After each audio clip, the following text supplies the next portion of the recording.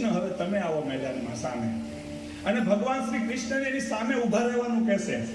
અને ભગવાન શ્રી કૃષ્ણને સામે ઊભા રાખીને કહેશે, સુખદેવજી શ્લોક લખે છે,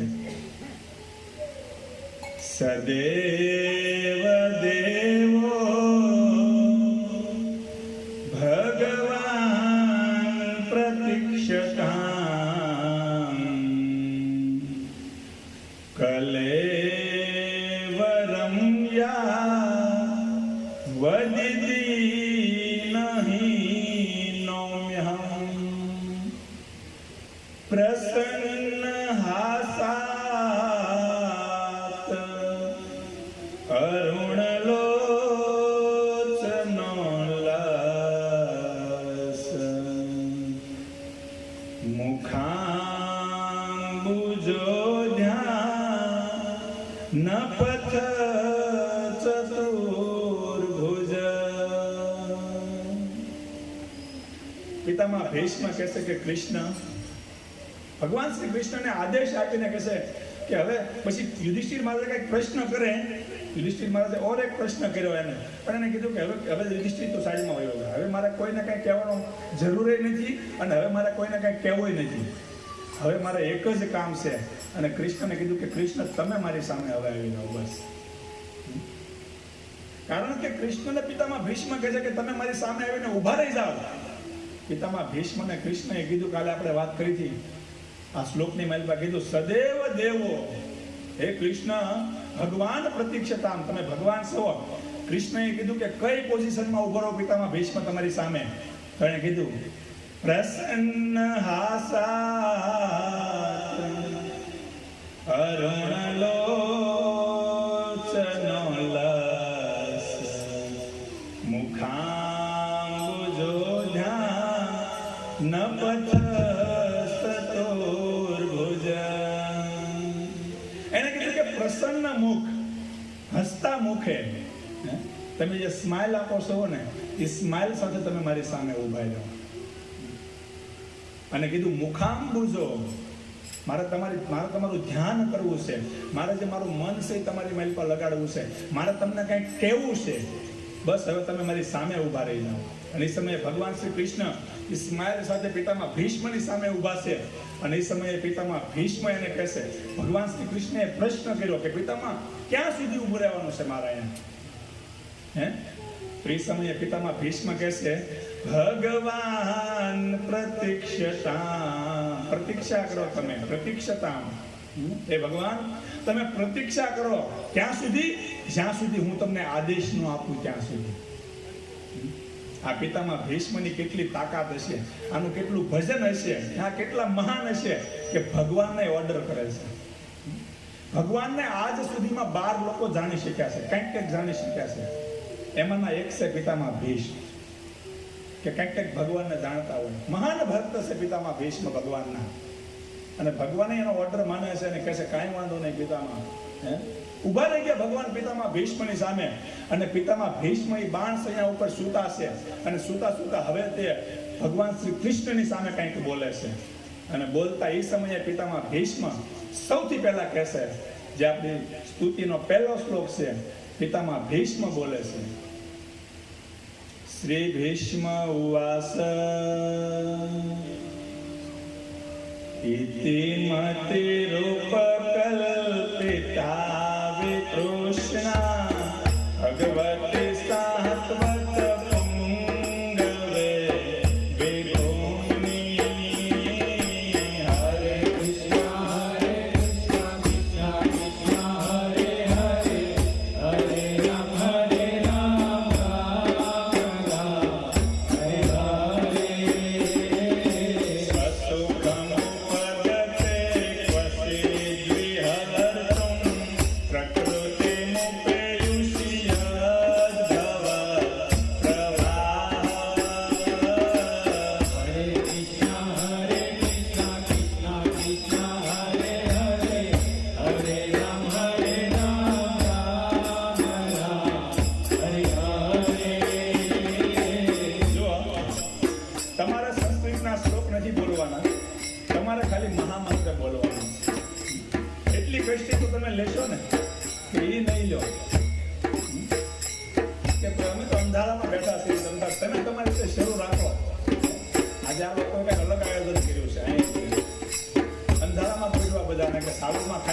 ખબર ન પડવી પડે. ઘણા ભાષામાં વહી જાય. કઈ વાંધો નહીં, ખાવ એમાં વાંધો નથી, પણ બોલજો ભગવાનનું નામ. ભગવાનના નામનો પ્રભાવ થશે કે આપણે કંઈક છોડશું આપણા જીવનની માલિકમાં. તો તમારે મહામંત્ર બોલવાનો છે આ લોકોની સાથે. અને પિતામાં ભીષ્મની સ્તુતિમાં જે આપણો વિષય છે ને, એમાં તો હવે આપણે પ્રવેશ કરીએ છીએ.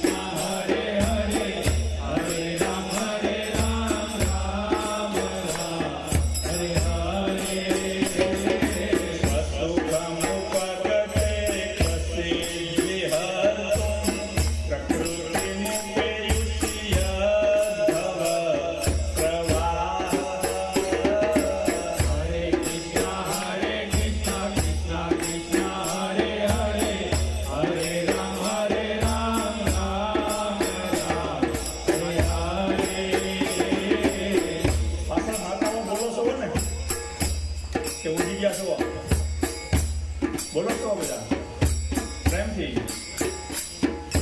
હરે કૃષ્ણ કૃષ્ણ કૃષ્ણ હરે હરે, હરે રામ રામ રામ હરે હરે. હરે કૃષ્ણ કૃષ્ણ કૃષ્ણ હરે હરે, હરે રામ રામ હરે હરે. આ ભીષ્મ સ્તુતિનો પહેલો શ્લોક છે. આમ જોવામાં આવે તો એક એક શ્લોક ઉપર 7-7 દિવસની કથાઓ થઈ શકે એમ છે, પણ આપણે સંક્ષિપ્તમાં સમજશું. આપણી પાસે સમય ઓછો છે અને દિવસો ઓછા છે. 3 દિવસમાં આખી સ્તુતિ પૂરી કરવાની છે, એટલે એક એક શ્લોકના એક એક શબ્દ ઉપર આપણે નહીં જઈએ. સ્તુતિના એક એક શ્લોકને થોડોક સ્પર્શ કરશું આપણે, કારણ કે શ્લોક એટલા દિવ્ય છે. આમાં પિતામાં ભીષ્મ એટલી મોટી મોટી વાત કરી રહ્યા છે. આના સિદ્ધાંતોને यदि ખોળવામાં આવશે, બધું વિખવામાં આવશે આને, તો બહુ સમય લાગી જાય. તો આપણે આને ખાલી સ્પર્શ કરીશું. આજે 50% સ્તુતિ હું સમજાવી દઉં ત્યાં સુધીનો પ્રયાસ કરીશ. 50% સ્તુતિ આપણે કાલે રાખશું, કારણ કે આ સ્તુતિ બહુ દિવ્ય છે અને એટલી મધુર છે. એની કોઈ વ્યક્તિ આ સ્તુતિને સાંભળે છે, ભલે એને એના શબ્દો ખબર ન હોય, ભલે એને એમાં કઈ સમજમાં ન આવતા હોય. આ શબ્દો સંસ્કૃત છે અને સંસ્કૃતથી આપણે ગુજરાતીઓ બધા અભણ છીએ, આપણને સમજાશે નહીં આ શ્લોકના શબ્દો. પણ આને यदि આપણે આપણા કાનમાં સાંભળશું છે ને, તો સુખદેવ ગોસ્વામી ભાગવતમાં લખે છે સ્તુતિજી કે यदि કોઈ વ્યક્તિ આ પિતામાં ભીષ્મ દ્વારા બોલાયેલી સ્તુતિ પોતાના કાનની માલિપા સાંભળે છે, શ્રવણ કરે છે, તો શ્રવણ કરવા માત્રથી એના હૃદયની માલિપા જેટલા કલ્મશ છે, એના હૃદયની માલિપા જેટલા પાપ છે, આ બધા પાપ નાશ થઈ જાય છે અને પરમ પાવન પવિત્ર બની જાય છે એ જીવાત્મા. અને જે વ્યક્તિ પોતાનું શરીરનો ત્યાગ કર્યો છે, यदि એની પાછળ આ સ્તુતિને બોલવામાં આવશે, તો એ વ્યક્તિ પણ સદગતિને પ્રાપ્ત થશે. તો પ્રેમથી બધા બોલશું.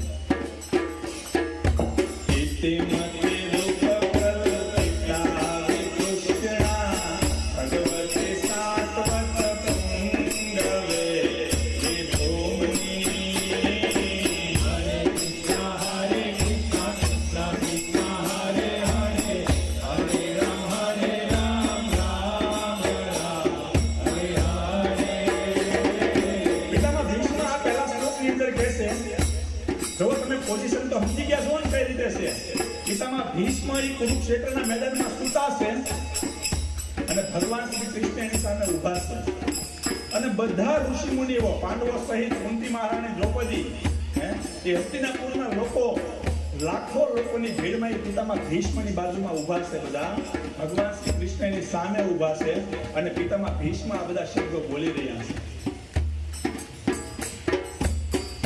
તમે જુઓ, આપણે જોતા હોઈએ છીએ પોઝિશન કે વક્તા હોય ને, વક્તા એ વ્યાસપીઠ ઉપર બેઠા હોય અને અને શ્રોતા સાંભળતા હોય એટલે બેઠા બેઠા આ કથાની પોઝિશન હોય છે. આની પહેલા એક કથા પૂરી થઈ ગઈ કુંતી મહારાણીની. એ કુંતી મહારાણીએ જ્યારે ભગવાન શ્રી કૃષ્ણને સ્તુતિ કરી તો એ સમયે ભગવાન શ્રી કૃષ્ણ રથ ઉપર ઊભા અને વક્તા કુંતી મહારાણી નીચે ઊભા પ્રવચન આપતા હતા ભગવાન શ્રી કૃષ્ણને. અને અહીંયા તો આખી પોઝિશન અલગ જ છે. વક્તા બાંસ અહીંયા ઉપર સૂતા છે અને શ્રોતા બધા બાજુમાં ઊભા છે. આખો માહોલ તમે જોવો કેવો હશે. એ પિતામાં ભીષ્મ સુતા પ્રવચન કરતા હશે અને સામે ભગવાન શ્રી કૃષ્ણ ઊભા હશે. બધા એના પાંડવો ઊભા હશે. એ કેવો માહોલ હશે. બધા વિદ્વાન પંડિતો ઊભા હોય ને વેદવ્યાસ, સૌમ્ય ઋષિ, વશિષ્ઠ ઋષિ, અસિત ઋષિ, દેવલ ઋષિ, ગૌતમ ઋષિ, ત્રિત ઋષિ, આ બધા ઋષિ મુનિઓ ત્યાં આગળ ઊભા હોય. વિદ્વાન પરશુરામ એના ગુરુ ઊભા છે ત્યાં આગળ. અને એની વચ્ચે પિતામાં ભીષ્મ. હવે કે તમે બધા સાઈડમાં વયા જાઓ. અને કૃષ્ણને કીધું કૃષ્ણ તમે મારી સામે ઊભા રહો. અને એ સમયે ભગવાન શ્રી કૃષ્ણને સ્તુતિ કરતા પિતામાં ભીષ્મ પ્રથમ શ્લોકની મારી પર કહેશે કે હે કૃષ્ણ ઇતિમતે રૂપકલ્પિતા વિકૃષ્ણા ભગવતે સાત્વતપુંગવે વિભૂમની હરે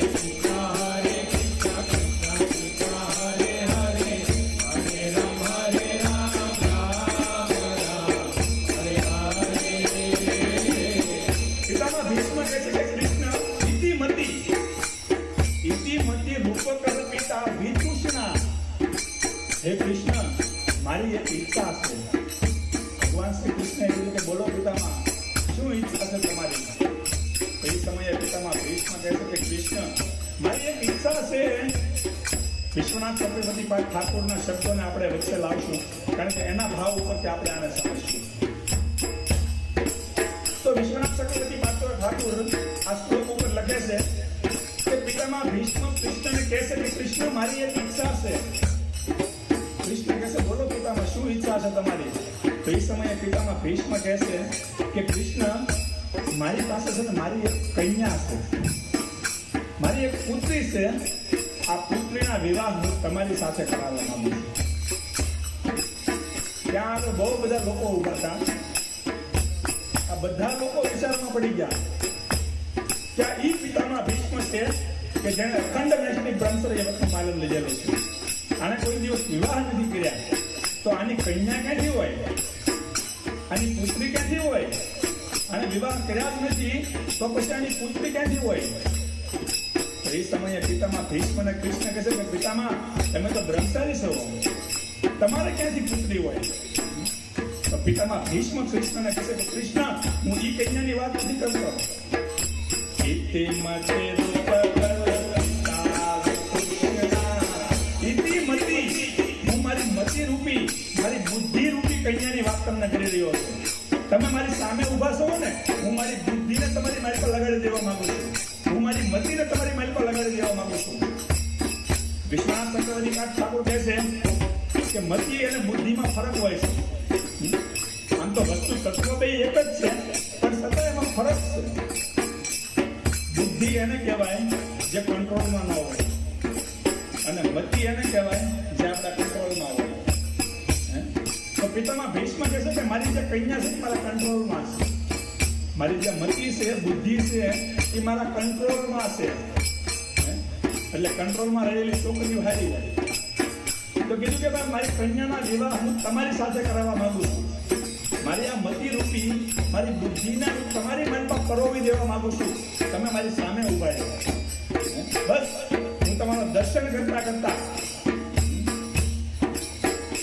તો કૃષ્ણએ કીધું પિતામાં ભીષ્મને કે પિતામાં તમે તમારી પુત્રીના લગ્ન મારી સાથે કરાવવા માંગો છો તો તમારી છોકરીમાં ગુણ શું છે?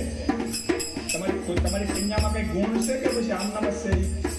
આપણે કોઈના ઘરે જઈએ, કોઈ છોકરી જોવા માટે છોકરા જતા હોય તો ત્યાં આગળ જ્યારે આપસમાં જ્યારે મિલન થાય તો કહેતા હોય ને, હવે તો એવું નથી પૂછતા ભાઈ તારી મારી પાસે શું ગુણ છે. હવે તો એવું પૂછે ભાઈ છેલ્લું પિક્ચર કેવું જોયું? હવે એના એક પૂછ રોટલા બનાવતા આવડે છે કે નહીં, નકર પૂછો રહીશ. આજે બીજું પૂછે કેટલું ભણેલી તો એના પિતાને કેવું છે કે આમાં ગુણ કયા કયા છે ભગવાન અહીં આપણને બતાવે છે જો આ શાસ્ત્ર છે ને આ બધા આપણને સિદ્ધાંતો બતાવે છે તો ભગવાને કીધું કે તમે મારી સાથે તમારી પુત્રીના લગ્ન કરાવવા માંગો છો તો તમારી પુત્રીમાં ગુણ કયા છે એ સમયે પિતામાં ભીષ્મ કહેશે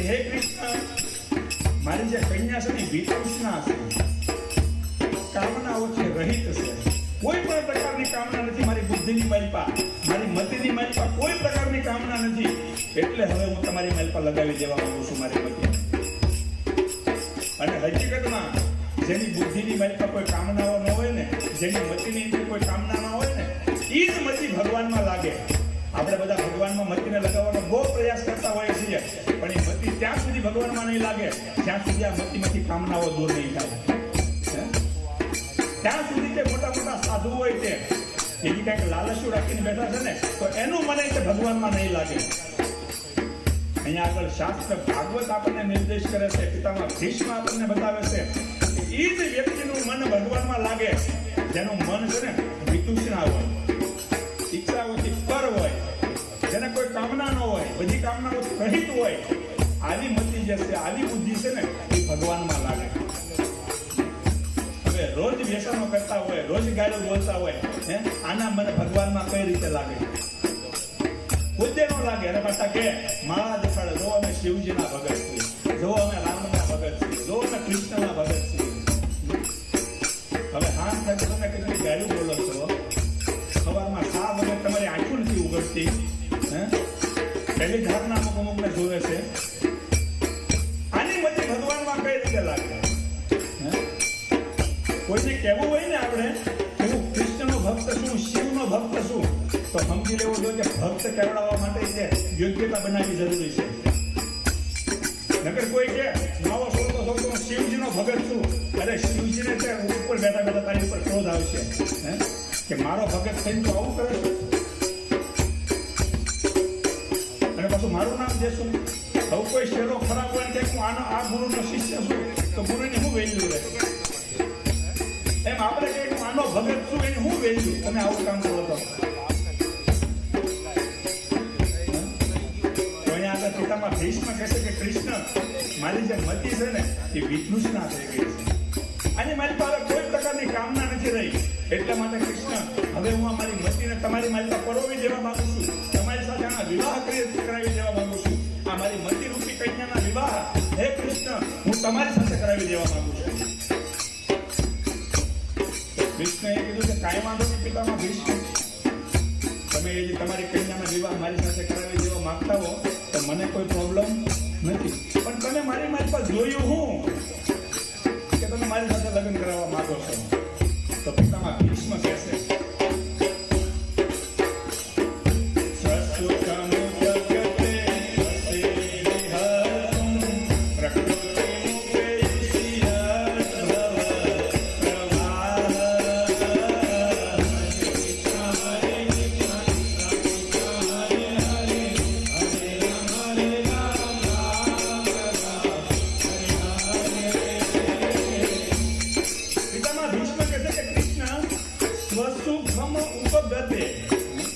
તમારી સાથે હું મારી પુત્રીના વિવાહ તમારી સાથે હું મારી કન્યાના વિવાહ એટલા માટે કરાવવા માંગુ છું કારણ કે તમે સ્વસુખમાં ઉપગતે છો તમે પોતે આનંદિત છો તમે હંમેશા પોતાના સ્વરૂપની માલિપા આનંદમાં રહો છો જો પિતામાં ભીષ્મ આપણને બતાવે છે કે જે આનંદમાં રહેતા હોય ને એના ઘરે છોકરી દેવાય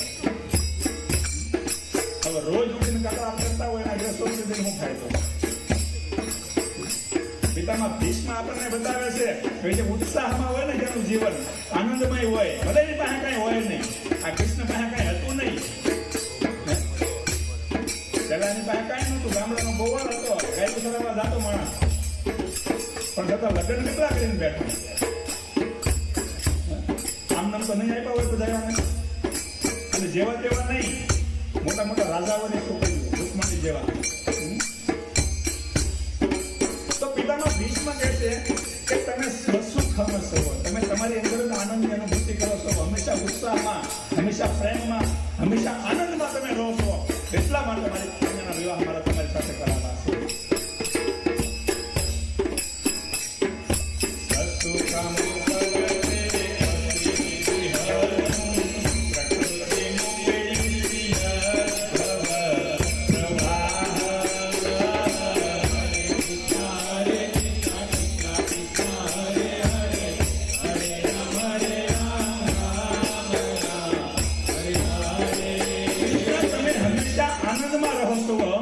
તમારું જે સ્વરૂપ છે એ આનંદમય છે, પ્રેમમય છે, કરુણામય છે. એટલા માટે હું મારી પુત્રીના વિવાહ તમારી સાથે કરાવવા માંગુ છું. તો એ સમયે ભગવાન શ્રી કૃષ્ણ પિતામાં ભીષ્મને કહેશે કે કાંઈ વાંધો નહીં પિતામાં, તમે તમારી કન્યાના વિવાહ, તમારી મતિ, તમારી બુદ્ધિના વિવાહ તમે મારી સાથે કરાવવા માંગો છો ને, મને કોઈ પ્રોબ્લેમ નથી.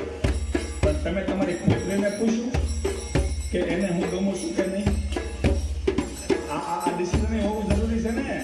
હાલો હું તો કરીશ, પણ તમારી કન્યાને તમે પૂછ્યું કે એને મારી સાથે લગ્ન કરવા છે કે નહીં? એને તો તમે એકવાર પૂછી લો. તો એ સમયે પિતામાં ભીષ્મ કહેશે બીજા શ્લોકમાં,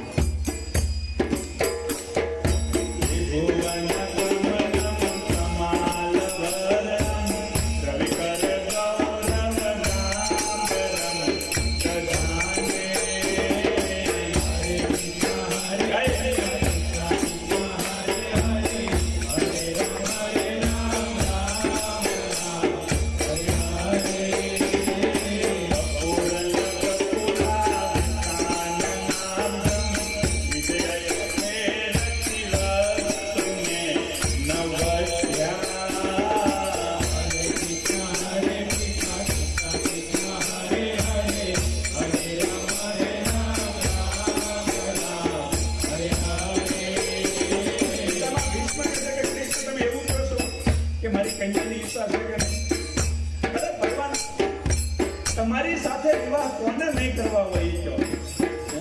કારણ કે તમે સૌ જ એટલા બધા સુંદર. તમારી સુંદરતાની હું વાત કરું. પિતામાં ભીષ્મ કહે છે ત્રિભુવન કમનમ, ત્રણેય ભુવનમાં જેટલા પણ જીવ છે ને, ત્રણેય ભુવનમાં એથી સૌથી વધારે સુંદર કોઈ હોય તો કૃષ્ણ તમે છો.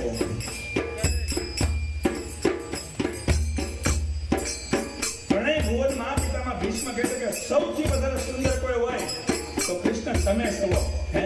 કૃષ્ણ જેવા સુંદર વ્યક્તિ મળતા હોય તો કોણ લગ્ન ન કરે? ત્રિભુવન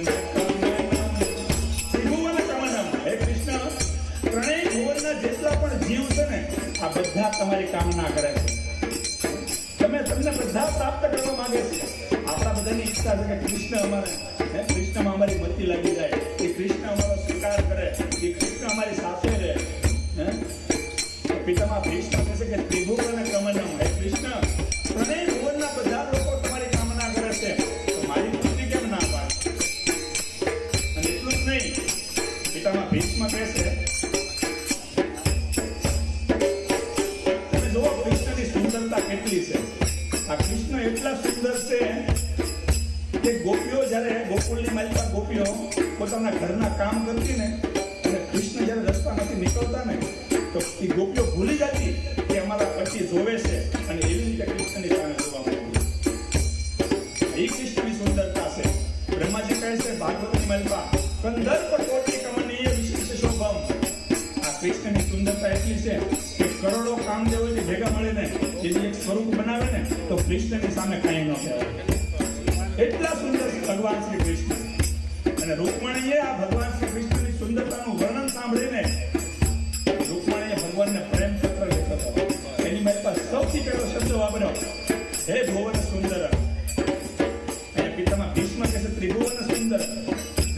અને રૂકમણીએ જે પ્રેમ પત્ર લખ્યો એની મારી પાસે પહેલો શબ્દ વાપર્યો, ભુવન સુંદર. કે ભુવનની મારી પાસે, સૌદે ભુવનની મારી પાસે જેથી સૌથી વધારે સુંદર કોઈ હોય ને, તો એ ભગવાન શ્રી કૃષ્ણ છે.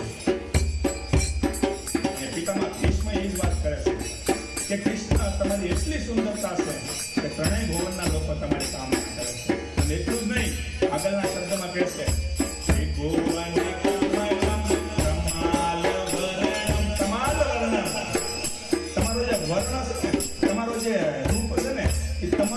વૃક્ષની સમાન છે. તમારું વૃક્ષ જોયા છે? નહીં જોયા હોય. વૃંદાવનની મહેલ પર જાઓ તો જોવા મળશે. વૃંદાવન ક્યારેક જાઓ તો કોઈ ઋષિઓને સાધુઓને પૂછો કે તમારો વૃક્ષ ક્યાં છે? પિતામાં ભીષ્મની સ્તુતિમાં જેનું વર્ણન આવ્યું છે એ વૃક્ષ તમને જોવા મળશે. તો તમારા વર્ણન, તમારું જે વૃક્ષ આવે ને એ થોડાક શ્યામ હોય છે, કાળા હોય છે.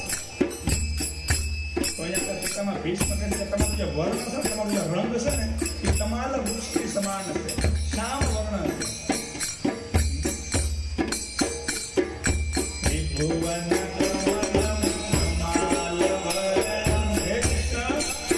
તમારો વર્ણ છે તમારા વૃક્ષની સમાન શ્યામ છે, કાળ છો તમે. આચાર્ય લોકો કહે છે કૃષ્ણ કાળા કેમ બનીને? કારણ કે બધા કલરમાં રાજા કોઈ હોય ને તો એ કાળો કલર છે. કારણ કે કાળા કલરને કોઈ હટાવી શકે નહીં. એની મેચ પર ગમે એના કોઈ કાળો થઈ જાય, એને કઈ ફરક ન પડે. બાકી વ્હાઈટ હોય કે બીજો કોઈ કલર હોય એની મેચ પર કાળો થોડોક જોડે ઘણો પ્રભાવ પડે, પણ આની મેચ પર કોઈનો પ્રભાવ પડે. તો બધા કલરનો રાજા છે કાળો, બ્લેક. અને કૃષ્ણ એને જે બધાનો રાજા ગણવામાં, રસરાજ કૃષ્ણ પ્રભુપાદજી કહે છે કે બધા રસોનું આસ્વાદન કરવા વાળા ભગવાન શ્રી કૃષ્ણ છે. એટલા માટે કીધું કે કૃષ્ણ તમારા વર્ણ, તમારો જે વર્ણ છે ને શ્યામ છે, પણ કૃષ્ણ તમે શ્યામ છો ને તો એ સુંદર લાગો છો. બલરામજી ઘણી વખત એને ખીજવતા ભગવાનને.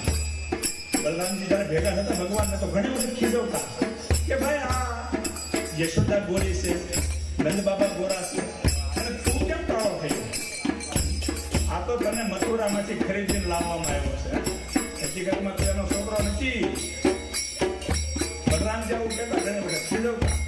અને ગોપીઓ ઘણી વખત ભગવાનને ખીજવતા. ગોપીઓ ઘણી વખત ભગવાન શ્રી કૃષ્ણને કહેતા કે ભાઈ તું એટલો બધો કાળો કેમ છો? તારી માતા યશોદા તો કેટલી ગોરી છે, પિતા નંદ બાબા ગોરા છે, તું જ કાળો છો. જરા ઇતના બતા દે કાના તેરા રંગ કાલા ક્યો, જરા બતા દે કાના તેરા રંગ કાલા ક્યો, કાલા હો કર भी जगत निराला क्यों, काला हो कर भी जगत निराला क्यों. ગોપીઓ કહે છે કે કૃષ્ણ તો એટલો બધો કાળો કેમ છો? કાળો તો થોડો નમણો ગમે એવો છે, એવો નથી કે ન ગમે એવો. કાળા લોકોના ઘણા બધા ફાયદા હોય છે, અને કાળા લોકોને બહુ છે કે તૈયાર થવાનું એવું ન આવે. કોકના લગ્ન હોય તો ભોળા હોય ને એ થોડા તૈયાર થતા હોય, પણ કાળાને ખબર છે કે આપણે સામે કોઈ જોવાનું જ નથી, એટલે આપણે કાળું ઉપર જઈને ડીશર્ટ પકડવાની છે. આ ફાયદો છે. તો કૃષ્ણને કહે છે ભાઈ તમે કાળા છો એટલા બધા પાછા કોઈ ગમો છો બધાને. ઘણી વખત એના સખાઓ કૃષ્ણના જે મિત્રો હતા ને એ મિત્રો એને કહેતા કે કૃષ્ણ સારું છે કે ભગવાને તને છોકરો બનાવ્યો છે. તું છોકરો બનાવ્યો છો તો આ વ્રજની મહેલ પર આટલા બધા ઉત્પાદ થઈ રહ્યા છે. જો ભગવાને તને છોકરી બનાવ્યું હોત ને તો કેટલાય લોકો તારી પાસે ધીંગાણા કરી નાખે. આ એના મિત્રો એને કહેતા. ભાગવતની મહેલ પર દસમ વર્ણન છે. અને હકીકતમાં એવું છે ભગવાને એકવાર છોકરી બનીને આવ્યા હતા. સમુદ્ર મંથન વખતે મોહિની અવતાર લઈને આવ્યા હતા ભગવાન. અને એ સમયે બધા લટકો થઈ ગયા. દેવતાઓએ પાછળ, અસુરોએ પાછળ લડવા માંડ્યા કે કોણ આવ્યું. હવે જયારે પુરુષ રૂપમાં હોય તો એટલા સુંદર હોય તો સ્ત્રી બનીને આવે ત્યારે હું હાલત થાય. તો ગોપીઓ કહે છે કે કૃષ્ણ તું કાળો કેમ છો એટલો બધો? તો કૃષ્ણ કહે છે કે ભાઈ તો છે ને મને કાળો, તમને કાળો લાગુ છું, પણ હકીકતમાં હું કાળો છું નહીં. આવું તમને હું દેખાઉં છું. તમારી દ્રષ્ટિ એવી છે ને એટલા માટે હું તમને કાળો દેખાઉં છું, પણ હકીકતમાં હું કાળો નથી. તમને હું કાળો શા માટે દેખાઉં છું ખબર છે? કૃષ્ણ કહે છે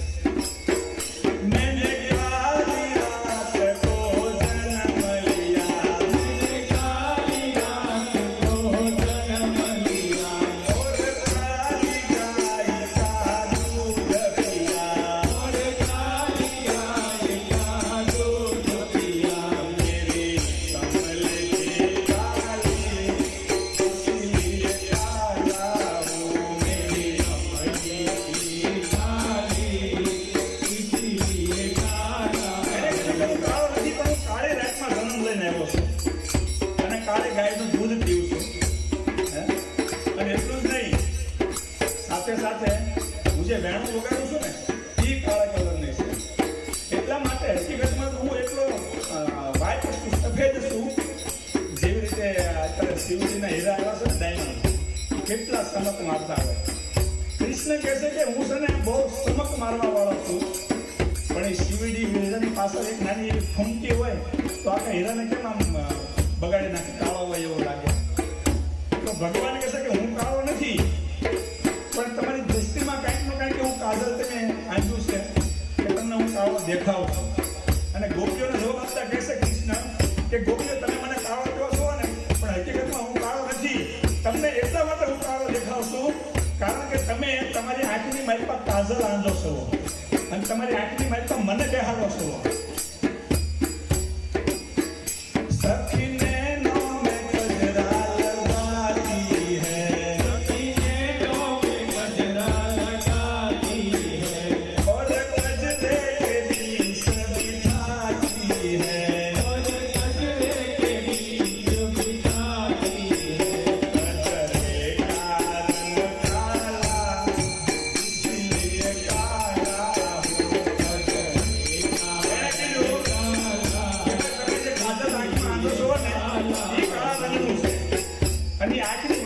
મને જોવો છો એટલા માટે હું તમને કાળો દેખાઈ રહ્યો છે. હકીકતમાં હું કાળો નથી. અને હકીકતમાં બધાનું આવું હોય છે. આપણે કાળા હોય પણ આપણે આકાશમાં જોઈએ તો આપણને કાળા દેખાતા નથી. અને આપણી બધાની પોઝિશન એ કઈ આવી શકે ગમે એટલા કાળા કેમ ન હોય, પણ ગામની સામે તો પાવડર ચોપડી ધોળું દેખાવાનું થાય. કૃષ્ણની પ્રવૃત્તિ છે ભાઈ, આમાં આપણે કઈ વાંક નથી. નમણા સખીતામાં ભીષ્મ અહીંયા આગળ કહેશે ત્રિભુવન કમલમ કમાલવરણમ રવિકર ગૌરવદાંબરમ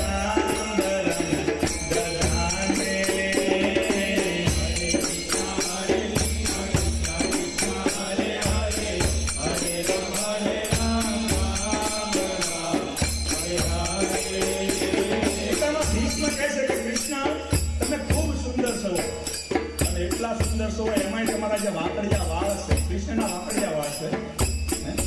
વાંકડિયા એટલે આમ એવું નહીં બનાવેલા ઓલામાં જઈને અત્યારે માતાજીઓ ઓલી કરી શું કહે ને કરલી, હા કરલી કરાવે છે. હવે સીધા હોય એને કરલી કરાવે અને બધા કરલી વાળા સીધા કરાવે. આપણને દસ ફૂલવાડ દે છે. તો પિતામાં ભીષ્મ કહે છે કે કૃષ્ણ તમે એટલા સુંદર છો પણ તમારા જે વાંકડિયા ઘૂંઘરાના જે વાળ હશે ને એ વાળની અલગ, એમાં કે વાળમાં લટવું હોય છે. તો ભગવાન શ્રી કૃષ્ણને બહુ બધી લટવું હોય છે. અને લટવું જ્યારે તમારી આંખની આડી આવે છે ને ત્યારે તો કૃષ્ણ તમારી સુંદરતા ઓર વધી જાય છે.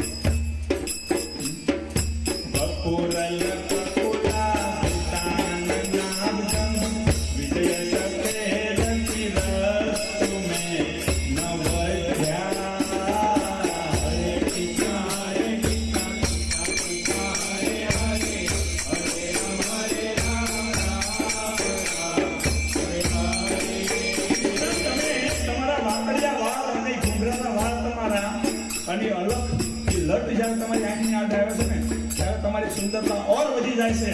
અને હે કૃષ્ણ તમે મારી સામે ઊભા છો, હું તમને પ્રાર્થના કરું છું કે પ્રભુ આ તમારું સુંદર જે રૂપ છે ને આની મારી પર મારી મતિ લાગી જાય. બસ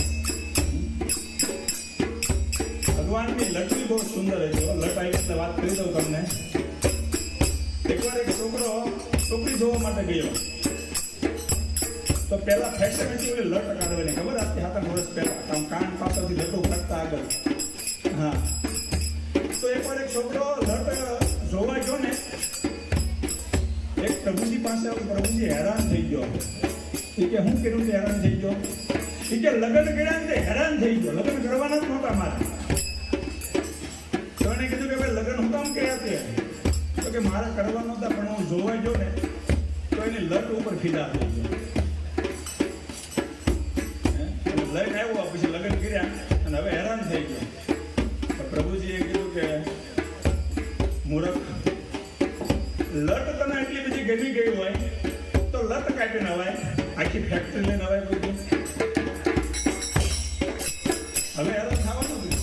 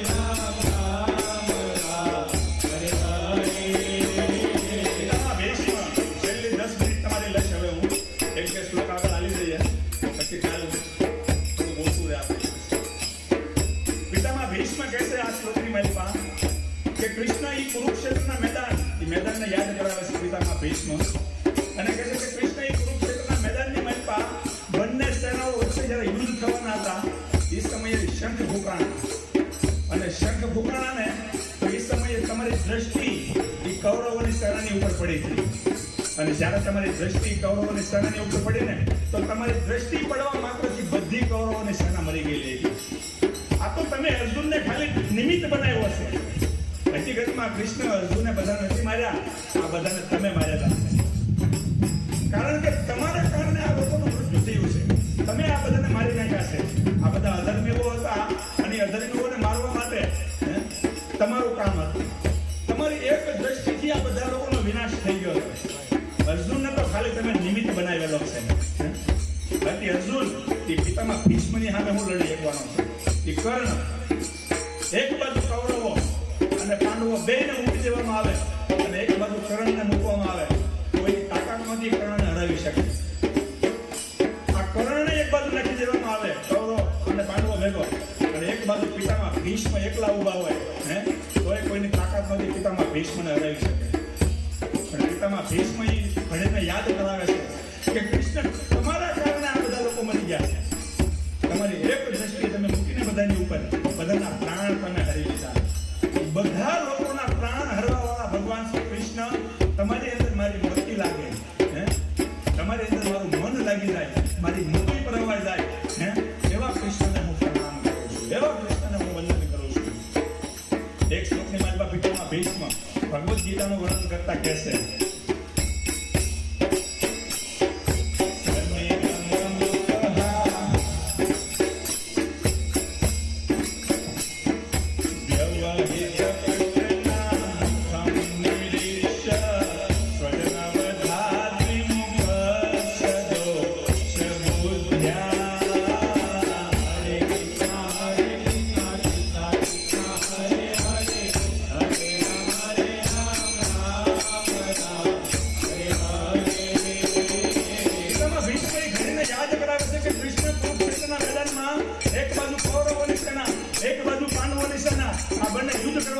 ભેગી થઈ અને અર્જુને જોયું કે સામે મારા પિતામહ છે, સામે મારા મિત્ર છે, સામે મારા ભાઈઓ છે, સામે મારા ગુરુ છે. આ બધાને જોઈને અર્જુન જ્યારે મોહિત થઈ ગયો અને એ સમયે મોહિત થયેલા અર્જુનને હે કૃષ્ણ તમે ભગવદ્ ગીતા સંભળાવી, એ ભગવદ્ ગીતાનું જ્ઞાન તમે આપ્યું અને અર્જુનનો જે મોહ હતો એ તમે નષ્ટ કરાવ્યો. એ કૃષ્ણની મારી મતિ લાગી જાય. એ કૃષ્ણને હું વંદન કરું છું, એ કૃષ્ણને હું પ્રણામ કરું છું.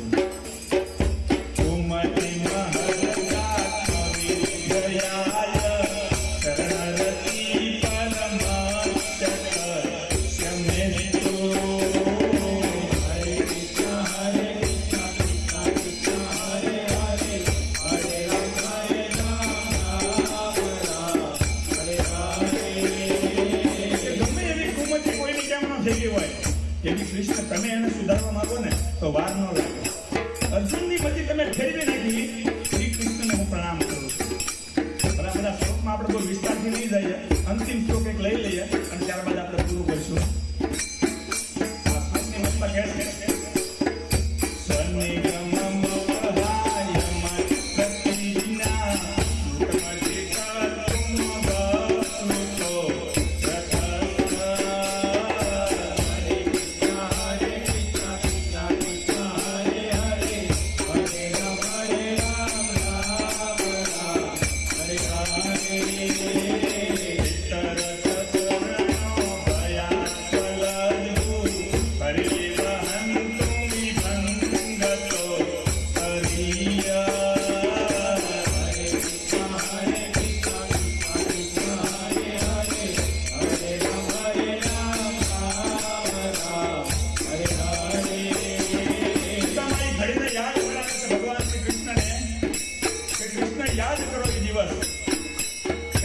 સામે યુદ્ધ કરવા માટે આપણો રથ, મારો અર્જુનનો રથ સામે આવી ગયો.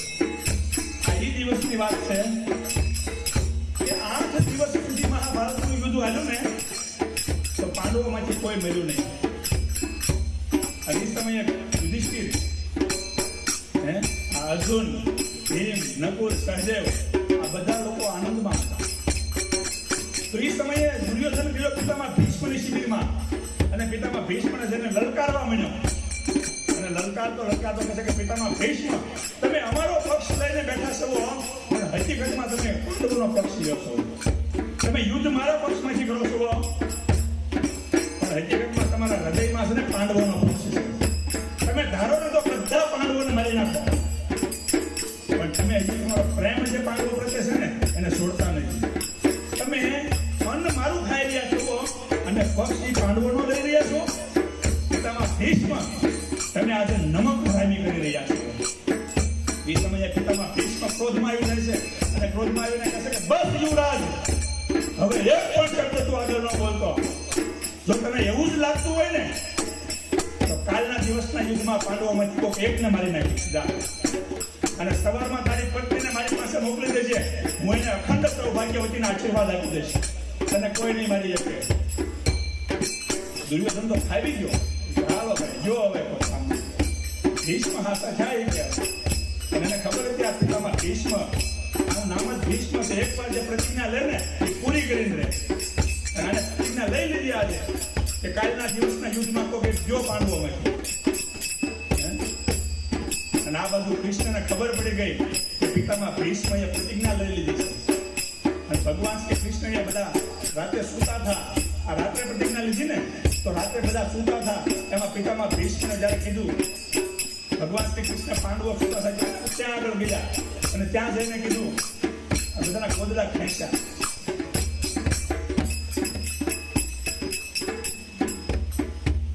બધા સૂતા હતા તો ત્યાં આગળ જઈને એના ગોદડા ખેંચ્યા અને કીધું કે તમે બધા આરામથી સૂતા છો, તમે દાદા પ્રતિજ્ઞા લઈને બેઠા છો.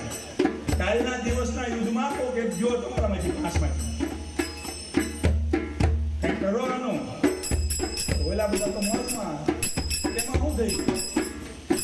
અવળી મોટી દુનિયા છે, આમાંથી કદાચ 2-5 લોકો વયા જાય તો એમાં શું ફરક પડી જવાનો છે? પાંડવોએ તો હવે રિલેક્સ. કૃષ્ણ કે આ લોકોને તો મનમાં નથી કાંઈ. અને કીધું કે ભાઈ જો, અને ભગવાન જ્યારે જતા હતા ત્યાંથી તો એ સમયે ભગવાન શ્રી કૃષ્ણને અર્જુને કીધું કે કૃષ્ણ, કાલના દિવસના યુદ્ધમાં અમે મરી જશું ને તો અમને કાંઈ પ્રોબ્લેમ નથી, પણ તમે યાદ રાખજો અમારા 5માંથી કોઈને કાંઈ પણ થયું ને તો ન્યૂઝમાં આવી જશે કે કૃષ્ણના આશ્રયમાં હતા, ભગવાનના શરણોમાં હતા, એના આશ્રયમાં હતા અને ભગવાન કંઈ રક્ષા ન કરી. તમારે ધ્યાન રાખવાનું છે શું કરવું. એ રક્ષા કરવી હોય તો કરજો, અમારે તો કોઈ પ્રોબ્લેમ નથી. ભગવાને કીધું કે હવે મારે કંઈક કરવું પડશે.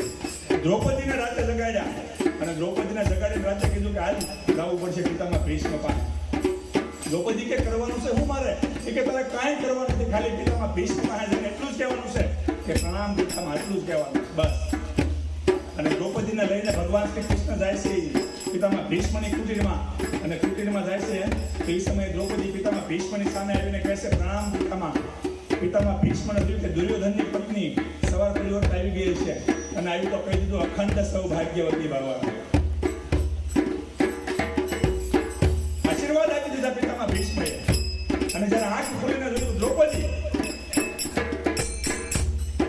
દ્રૌપદીને કીધું કે તું તને કોણ લાવ્યો અહીંયા? તો કીધું કે મારા મિત્ર મને લાવ્યા છે. એને સખામાં ભાવ હતો ને. બહાર આવીને પિતામાં ભીષ્મએ જોયું ને તો કૃષ્ણ દ્રૌપદીના ચપ્પલ બગલમાં હંકારીને ઊભા હતા હાથ જોડીને કે બોલો પિતામાં, કાલે તમે પ્રતિજ્ઞા લીધી કે 5માંથી એકને મારી નાખીશ અને આજે તમે દ્રૌપદીને આશીર્વાદ આપી દીધા અખંડ સૌભાગ્યવતી ભવના. તમારી પ્રતિજ્ઞા મોટી કે તમારા આશીર્વાદ મોટા? એ સમયે પિતામાં ભીષ્મ કહે છે કે કાંઈ વાંધો નહીં કૃષ્ણ, કે મારી પ્રતિજ્ઞા તોડાવવાનું નક્કી કર્યું છે ને, હું ઓર એક પ્રતિજ્ઞા લઉં છું કે હું કાલના દિવસના યુદ્ધમાં તારી પ્રતિજ્ઞા તોડાવી નાખીશ. ભગવાન શ્રી કૃષ્ણની પ્રતિજ્ઞા હતી કે યુદ્ધમાં કોઈ ભાગ નહીં લે, કોઈ દિવસ શસ્ત્ર નહીં ઉપાડે. આ પ્રતિજ્ઞા હતી ભગવાનની. અને પિતામાં ભીષ્મે કીધું કે હું પ્રતિજ્ઞા લઉં છું કે કાલના દિવસના યુદ્ધમાં તમારી પ્રતિજ્ઞા તોડાવી નાખીશ. એ વાત પિતામાં ભીષ્મ કરે છે. સદેવજી લખે છે કે 9મા દિવસમાં સવાર પડી અને સવાર પડીને તો બંને પક્ષમાંથી એક બાજુ કૌરવોની સેના ઉભી રહી ગઈ, એક બાજુ પાંડવોની સેના ઉભી રહી ગઈ અને બંનેના શંખ ફૂંકાણા અને ધમાસાન યુદ્ધ શરૂ થયું.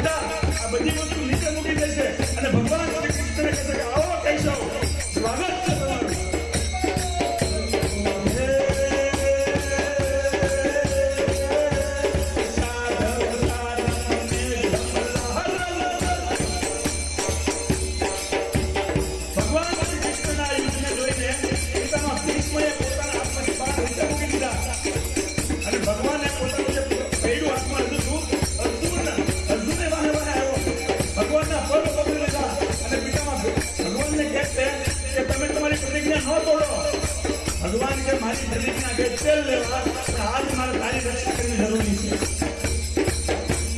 ભલે મારી પ્રતિજ્ઞા તૂટી જાય, પણ મારા ભક્તનો કોઈ દિવસ વાંધો નહીં.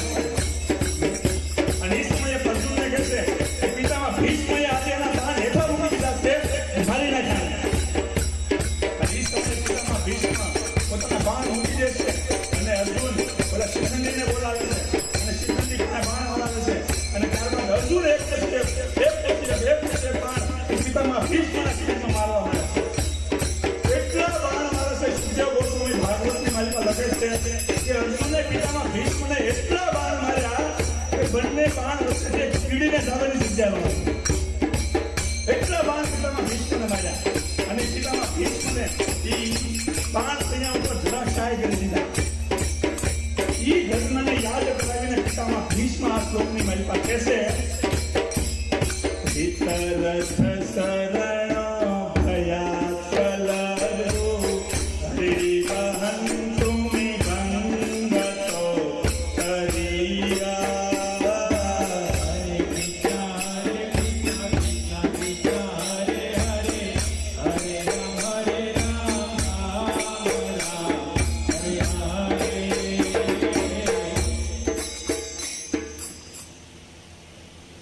પિતામાં ભીષ્મએ કીધું. હકીકતમાં આનું તાત્વિક પિતામાં ભીષ્મએ કહેવા માંગે છે કે કૃષ્ણ તમારી પ્રતિજ્ઞા હતી કે તમે કુરુક્ષેત્રના મેદાનમાં તમે યુદ્ધ નહીં કરો, તમે શસ્ત્ર નહીં ઉપાડો, પણ મેં એવી પ્રતિજ્ઞા લીધી છે કે કાલના દિવસના યુદ્ધમાં તમારી પ્રતિજ્ઞા તોડાવી નાખીશ. એટલે મારું વસન ખોટું ન પડે ને એટલા માટે તમે આજે શસ્ત્ર ઉપાડ્યા હતા. પિતામાં ભીષ્મ કહે છે કે હું તમારો ભક્ત છું અને મારા મુખેથી નીકળ્યું કે હું તમારી પ્રતિજ્ઞા તોડાવી નાખીશ, તો મારા વસન ખોટા ન પડે, મારી પ્રતિજ્ઞાની લાજ રાખવા માટે હે કૃષ્ણ તમે મારી ઉપર કેટલી કૃપા કરી કે તમે તમારી પ્રતિજ્ઞા તોડી નાખી, પણ મારી પ્રતિજ્ઞાને રાખવા માટે, મારા વસનને સત્ય કરવા માટે તમે તમારી પ્રતિજ્ઞાને તોડી નાખી. પિતામાં ભીષ્મ એ ઘડીને યાદ કરાવે છે. અહીંયા ભગવાન સામે ઊભા છે અને પિતામાં એ વસ્તુને યાદ કરાવે છે કે કુરુક્ષેત્રમાં તમે આવું કરેલું છે, તમે તમારી પ્રતિજ્ઞા તોડી નાખી મારા માટે. અને ભગવાનનો આ સ્વભાવ છે ભક્ત કે ભગવાનના ભક્તના મુખમાંથી કંઈક નીકળી જાય છે ને તો એ ભગવાન પૂરું કરી નાખે છે. કાંઈ પણ વસ્તુ ભગવાનના ભક્તના મુખેથી નીકળે ને તો એ સ્વયં ભગવાન પૂરી કરવા માટે આવે છે. એકવાર હિરણ્યકશિપુએ એના પુત્ર પ્રહલાદને પૂછ્યું કે થાંભલામાં છે તારો ભગવાન? હકીકતમાં એ થાંભલામાં ભગવાન નહોતા, પણ પ્રહલાદે કીધું કે થાંભલામાં છે મારો ભગવાન. તો પ્રહલાદના વસનને સત્ય કરવા માટે એ ભગવાન નરસિંહદેવના રૂપમાં થાંભલામાંથી પ્રગટ થયા. હકીકતમાં એ થાંભલામાં નહોતા ભગવાન, પણ પ્રહલાદે એના મુખમાંથી બોલ્યો કે આ થાંભલામાં છે મારા ભગવાન.